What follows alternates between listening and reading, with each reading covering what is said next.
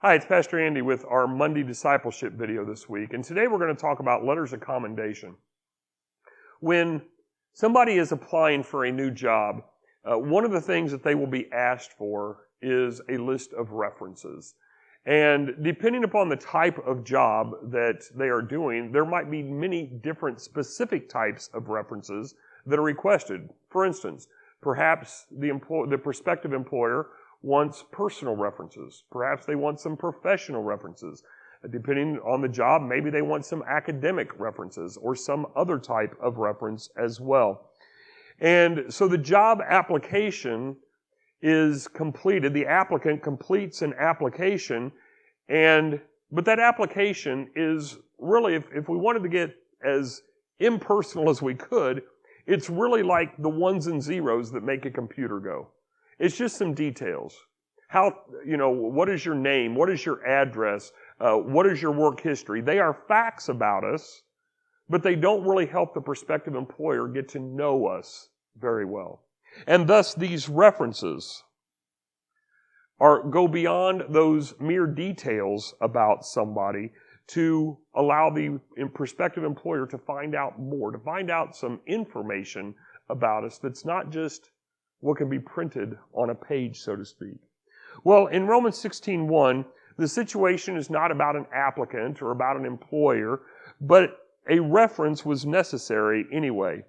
And instead of the word reference, the terminology used, which was a very specific type of terminology in the first century world, was that of a commendation, specifically a letter of commendation.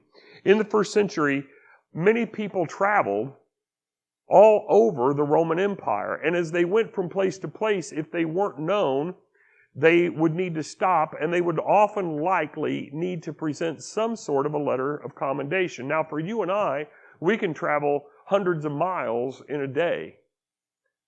For the average traveler then, they might be able to travel 15 to 20 miles in a day, maybe a little bit more, depending, but a 500-mile journey or even a 200-mile journey was going to take multiple weeks. And so this letter of commendation might allow them to get through guard stations, might allow them to stay at a certain inn or with a certain family, or maybe, like in the case of Phoebe, allow them to be received by their ending destination, in this case, the church. Well, the Bible actually includes a few different verses that speak of this type of letter of commendation. Hospitality, as I mentioned in Sunday's video, was a very important aspect for people in that area, especially at that time.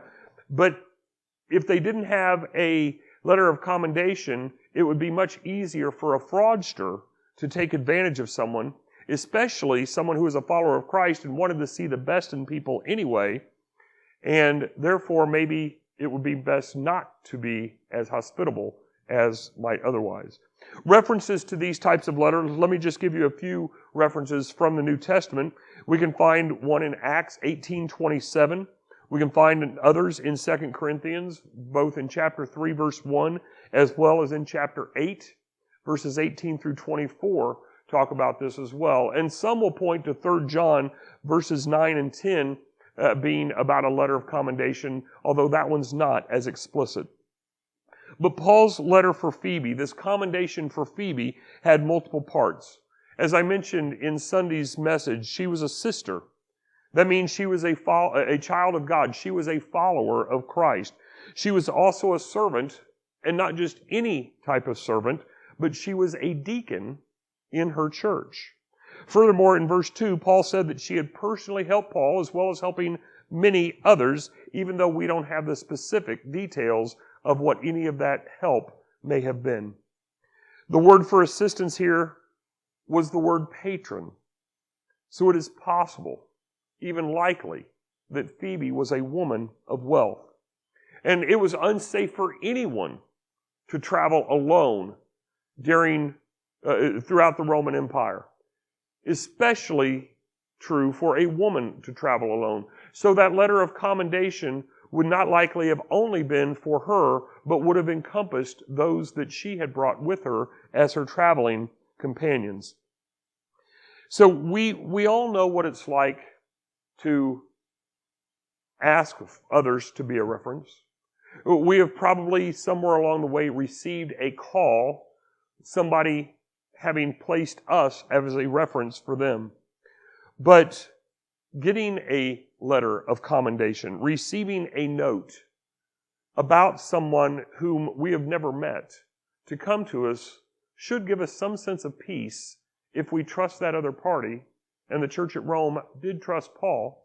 If they trusted that other party, and the Bible gives us an indication that it's not only true for us today, it was true for them as well.